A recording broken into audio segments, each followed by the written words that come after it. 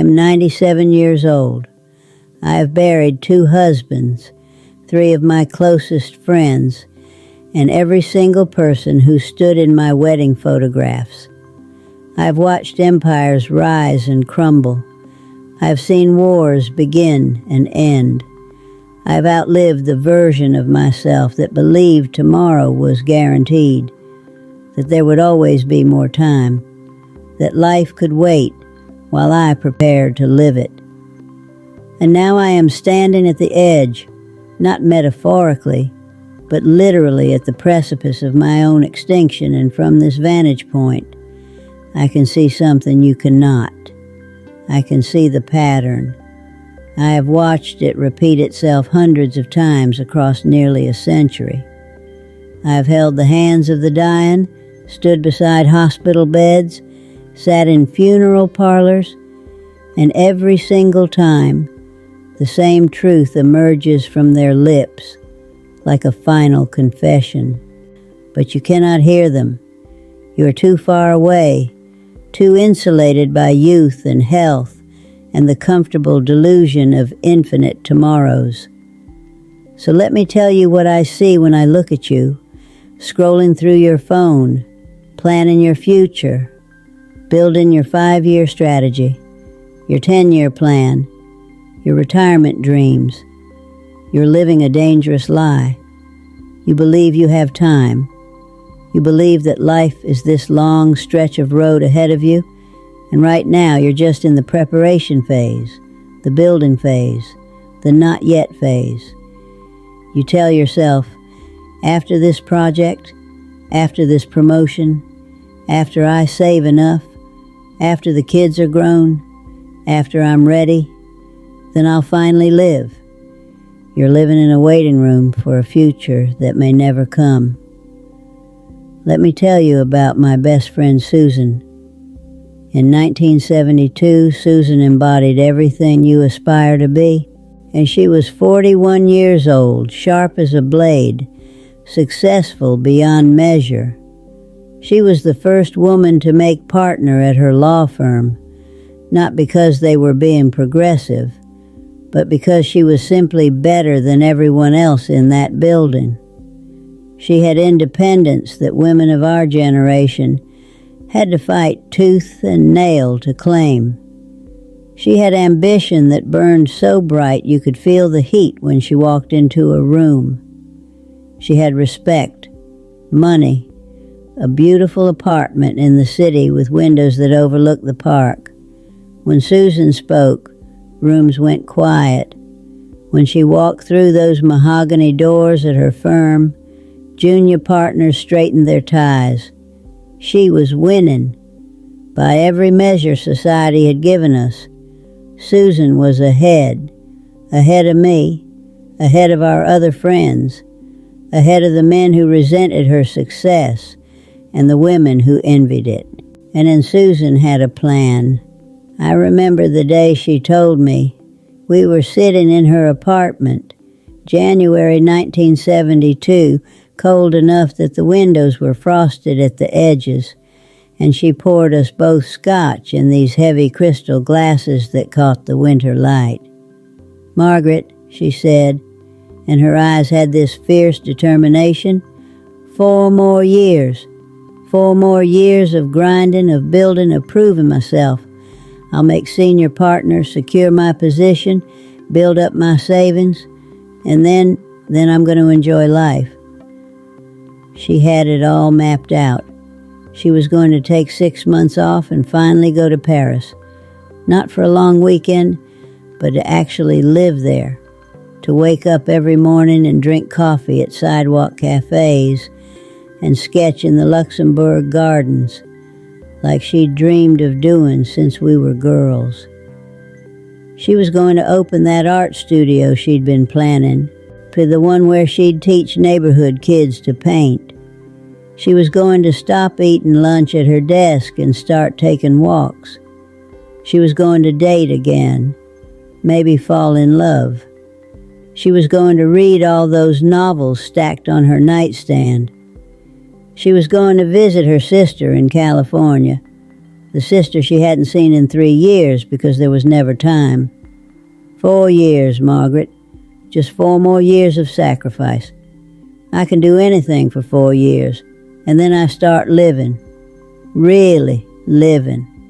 I remember the conviction in her voice, the absolute certainty. 4 years was nothing. 4 years was reasonable. 4 years was the smart play. Build the foundation now, enjoy the house later. I watched her raise that crystal glass, the Scotch amber in the winter light, and toast to her future, to Paris, to art, to life. 2 days later, Susan collapsed at her desk, a stroke, massive and sudden and utterly without warning. She was 43 years old. They called me from the hospital, but by the time I arrived, she was already gone. Just gone. Between one breath and the next, between Tuesday morning and Tuesday afternoon, Susan disappeared from the world. I stood in that hospital corridor, surrounded by the smell of disinfectant and the sound of monitors beeping in other rooms, holding her purse that someone had handed me. Her lipstick, her keys, her glasses, a receipt from lunch, evidence of a life interrupted mid-sentence. She never went to Paris. The travel brochures I found later in her desk drawer, dog-eared and marked up with notes. Luxembourg Gardens, Tuesday mornings. They went in the trash with everything else. She never opened her art studio. The space she'd been looking at, the lease she was planning to sign after I make senior partner, someone else took it. She never called her sister. She never took those walks. She never started living. At her funeral, her firm sent flowers, expensive, professional, impersonal. 3 weeks later, they posted her position. 6 months after that, at a dinner party, I overheard 2 of her colleagues talking about a case, and one of them said, "Didn't Susan handle something like this?" And the other one paused, genuinely searching his memory, and said, "Susan? Oh, right. Yes, I think she did." She had been replaced. She had been forgotten. She had spent 22 years building a legacy at that firm, and 6 months after her death, she was, "Oh, right. Yes, I think she did." I went to her apartment after the funeral. Her sister asked me to help sort through things before the estate sale. And there, on her kitchen calendar, still hanging on the wall, I saw what broke me. April 1976. 4 years away. Circled in red ink. Man written in Susan's confident handwriting. Last day, Paris flight, 8 a.m. She had the date. She had the plan. She was going to start living in 4 years. She just needed 4 more years. And right now, looking at you, I see Susan in every single one of your faces. I see you telling yourself, after this quarter's numbers, after this project launches, after I get the promotion, after I lose the weight, after the kids are in school, after I have enough saved, after I'm ready, then I'll take the trip, then I'll pursue the dream, then I'll call my father, then I'll start the business, then I'll finally live. You are doing exactly what Susan did. You're spending your present buying a future you may never see. You're living in the waiting room, convinced that real life starts later, somewhere beyond this current moment of grinding and building and preparing. But let me tell you what I know from standing at the edge of everything, from outliving everyone, from watching this pattern destroy person after person after person for 97 years. There is no later. Your 4 more years might be 2 days. The waiting room is not preparation for life.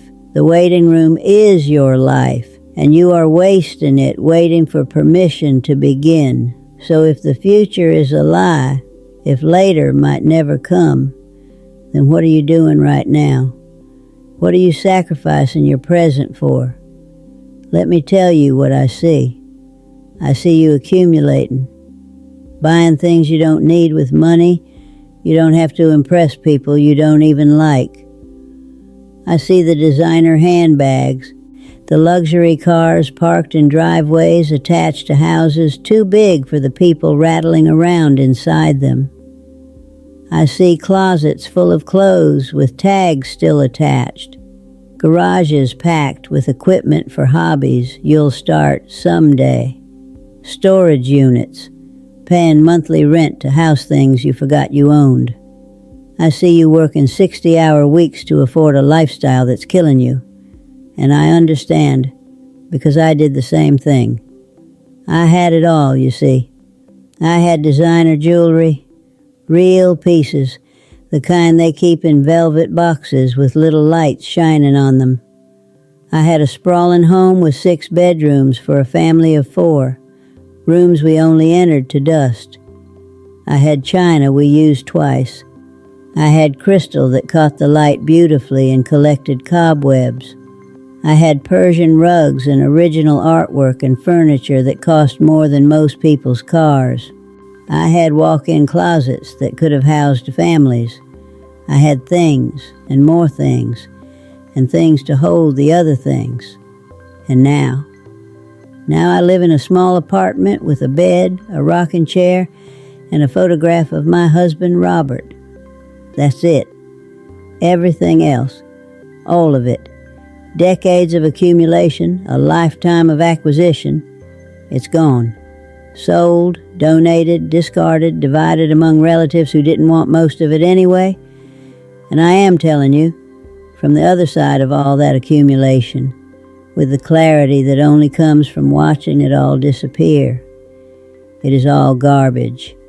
Every single thing you're killing yourself to afford, it's all garbage. It's just garbage you haven't thrown away yet. Future trash. That's all materialism is, the worship of future trash. I have been to hundreds of funerals in my 97 years. I've watched families sort through the belongings of the dead, and let me tell you what happens to your precious possessions. Strangers throw 90% of them in a dumpster. The rest gets sold at estate sales, where your designer handbag goes for $15 and your expensive watch gets haggled down to quarters. That mahogany dining table you worked overtime to buy, some college kid paints it white for their first apartment. The U-Haul doesn't follow the hearse. You know this intellectually, but you don't live like you know it. You live like you're building a pyramid, like these possessions are coming with you, like they mean something beyond the momentary dopamine hit of acquisition. So why are you doing it? Why are you trading your daughter's childhood for a bigger house? Why are you missing dinner with your son to work late so you can afford a car that depreciates the moment you drive it off the lot? Why are you sacrificing Saturday mornings you will never get back, to work extra hours for things that will be in a dumpster before your body is cold?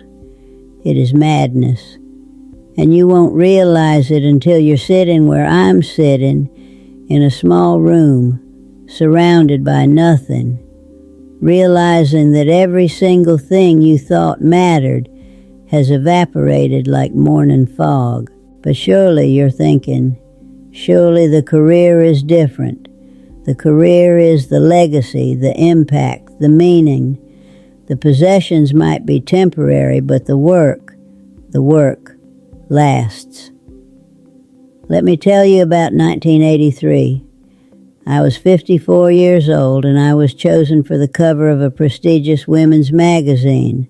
The headline was, "The Woman Who Has It All." They sent a photographer to my office, a makeup artist, a stylist. They posed me at my desk, powerful and confident, surrounded by the trappings of success, the awards on the wall, the city skyline behind me through floor-to-ceiling windows.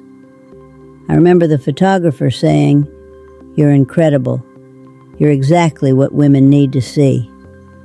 The editor called it inspirational.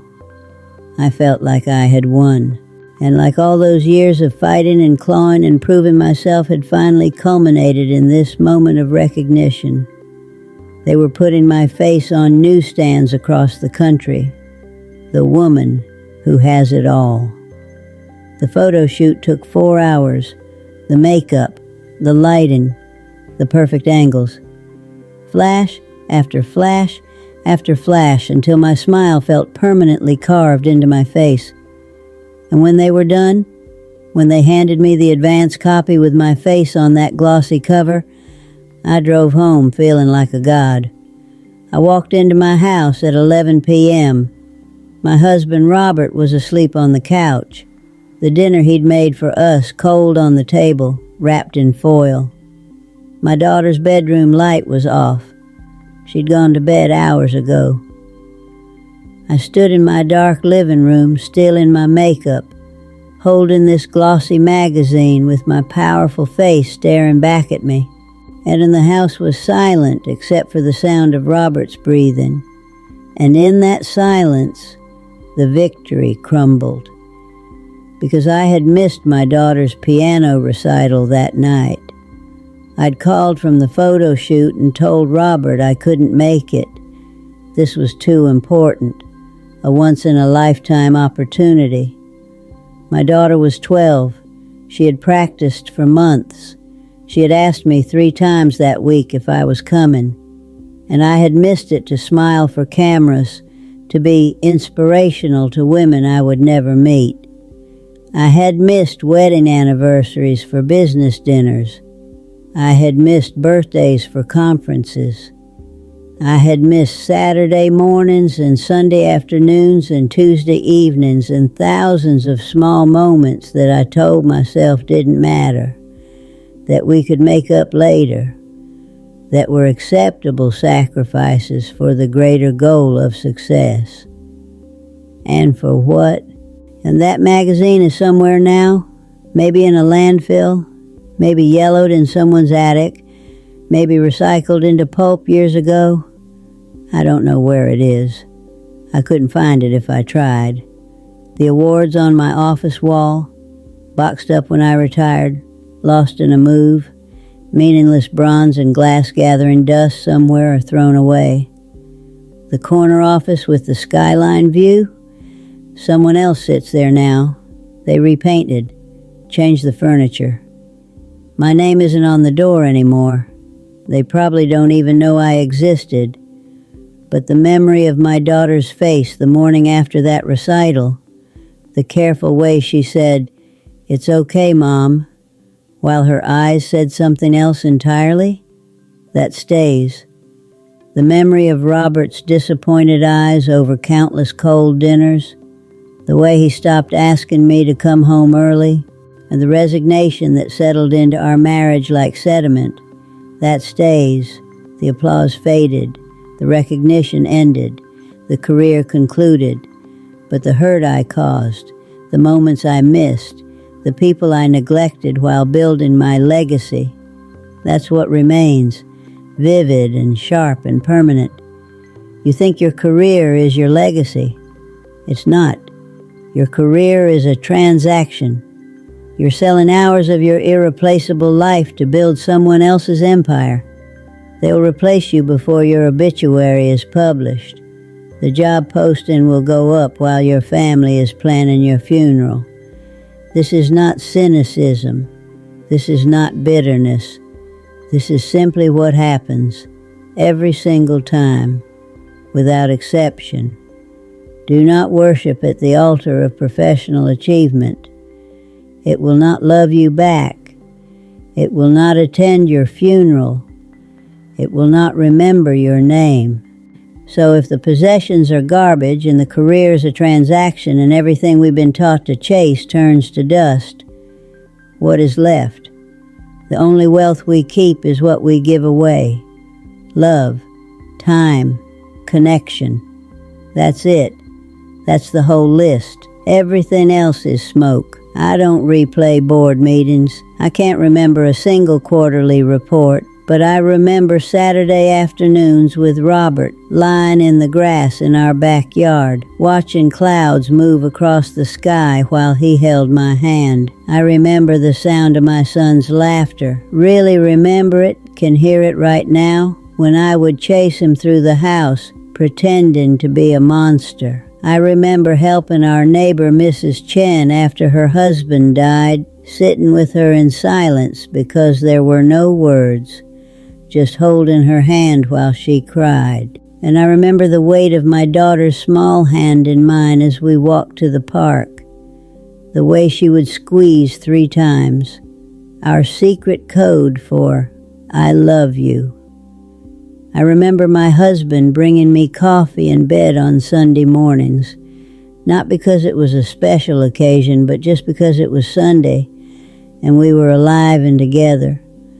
I remember the feeling of being truly seen by another person, of seeing them in return, of that recognition that passes between people who actually show up for each other. These moments seemed ordinary at the time, mundane, forgettable. I took them for granted because I thought there would always be more.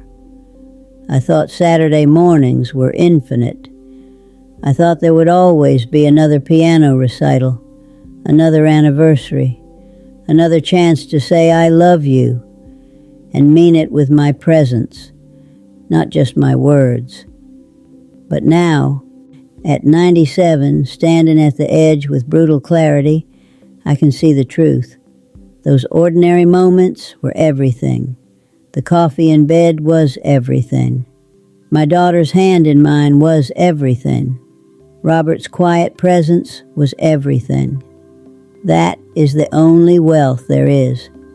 Not the things you own, not the titles you earn, not the recognition you receive, just love, given freely, time, spent presently, connection, chosen deliberately. And the devastating irony, the cruel joke that life plays on all of us, is that we only see this clearly when we're running out of all 3. What feels urgent today will mean nothing. What feels ordinary today is everything. And you still have time to choose which one you'll give your life to.